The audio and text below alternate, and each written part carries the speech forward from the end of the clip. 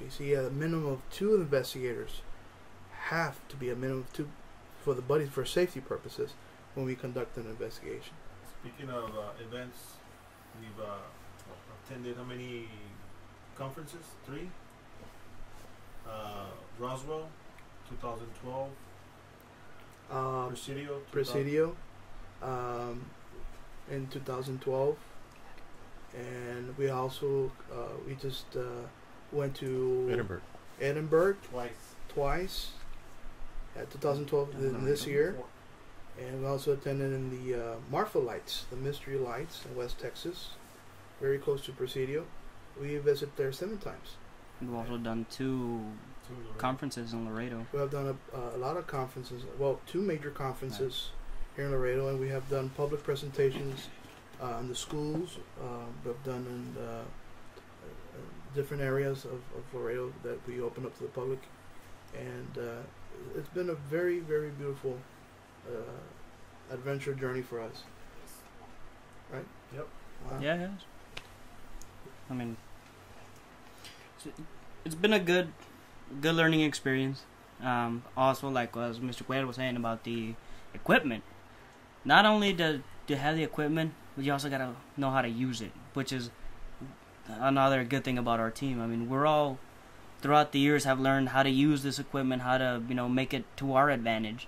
I mean, and it so far has worked fantastic for our research and studies. And only that, but we also teach the public how to use our equipment.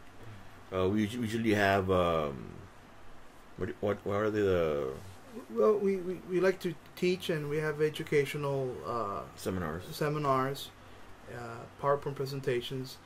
It's because we're not the type of group that we hide everything. That information is just us and only for us only. We get the public involved because the bottom line, regardless how much video or pictures or audio is recorded, we want the public to do the field experience. Field experience is what is going to divide you and say, okay, these things are real or these things are not.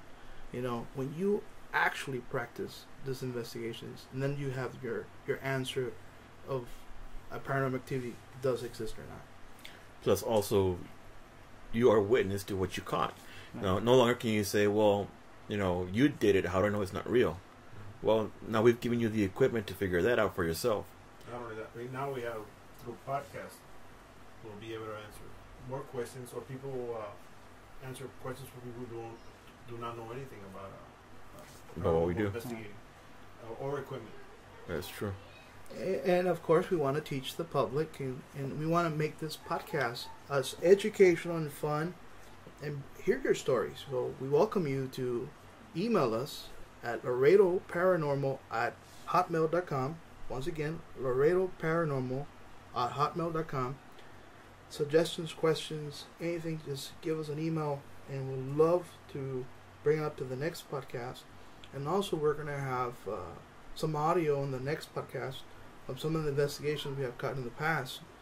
Now, also, are we going to give away the starter kit? Yes.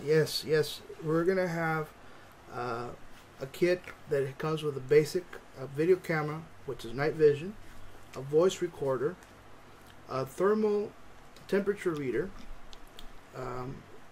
and of course we're going to have some definitions, and we're going to, when we introduce this kit to the lucky winner, we'll explain how the equipment works, and of course some of this equipment has been tested in the field, so if it has any energy attached to it, well, you're on your own risk. But I guess we want to give back to the public. This is our second kit, and a camera kit that we have given out free to the public. Our first kit was when we started our Facebook. We said that we get the first 1,000 likes, that we're going to give this donation to the public, and we hit 2,000, and we're almost hitting 3,000. So we might even sooner or later we're going to be giving another camera kit to the public, and that's a contribution that the LaredoP.R.S. wants to do. I hope we can do more public tours, presentations, and have the whole city of Laredo and the surrounding areas participate in this type of special events that we have. As well as investigate out of Laredo. Yes. Yeah, we've had several invitations to go investigate in other locations, but again, we are a nonprofit and we are only allowed to travel so much and so far. And some people have families and wives, and they can't go really that far outside of Laredo. Prior engagements. Pretty much, I mean. As for me, I'm single, ready to mingle. No, just kidding. But also, as the kit we give out, not only do we just give out a kit, but also that person has direct contacts with one of us in case they need help with any of the equipment. So that's another thing we do. We don't just throw it out there and here you're on your own. Yeah, and learn how to swim on your own. No, we offer some advice and some techniques that'll help them in the long run.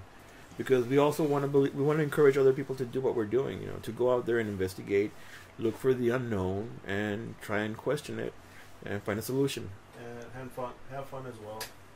Oh yes, you have to have fun. You have to have fun. That's the whole point of this. Have fun, and remember, the best experience is done in the field. Yes. That's what my old professor used to say. But of course, he was drunk. Oh.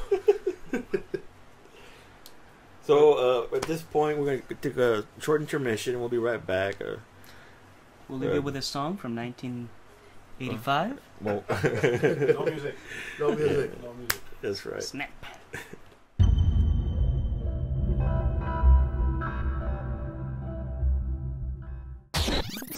And we are going to go ahead and talk about some do's and don'ts for all you novice investigators. So we want to put your foot in the door. I'm going to start with Mr. Ramirez over here. One of the do's is, actually I'm going to start with the don'ts. Don't trespass. It's the worst thing you can do. If you get caught, you're going to go to jail. Or you're going to get a fine. Plus, if you are trespassing, you can't use that evidence that you've uncovered. Exactly. Because you do not have permission to use that evidence. It's breaking privacy laws. Do's, well, just go out there with a good mentality. I mean, on an open mind, in other words. Do this. At the same time, do it fun, safely, and in an efficient manner. And, this is my end. Well, the do's and don'ts. I can tell you the do's. Make sure that you have your equipment accounted for when it goes into the investigation and when it goes out to the investigation. Some of this equipment is so expensive that you don't want to lose of your equipment. I can tell that by experience. Of course, the other thing I want to tell you, never, ever mix alcohol in your investigations. It's not good practice.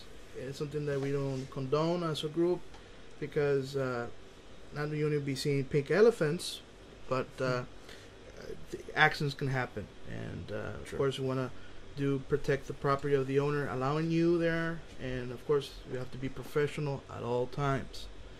And that's what I have. Joe? I guess as far as don'ts and talking about EVPs, of course, sound. When you go in on a EVP session, no more than 2 people. Sound contamination, it'd be best if it's just 2 people, if you can. And of course, make sure your recorder is on. Because it's happened to me many times. Make sure it's not on mute. It's not on mute. Sure. Okay, and do your research on equipment. Make sure just don't go buy or grab whatever you see on TV or whatever your friend is using. Do your own research and make sure it helps you out and it applies to what you're doing and what kind of work you're into. I guess that's it for now. All right, Eddie here. Well, again, let me start with a don't. Do not instigate.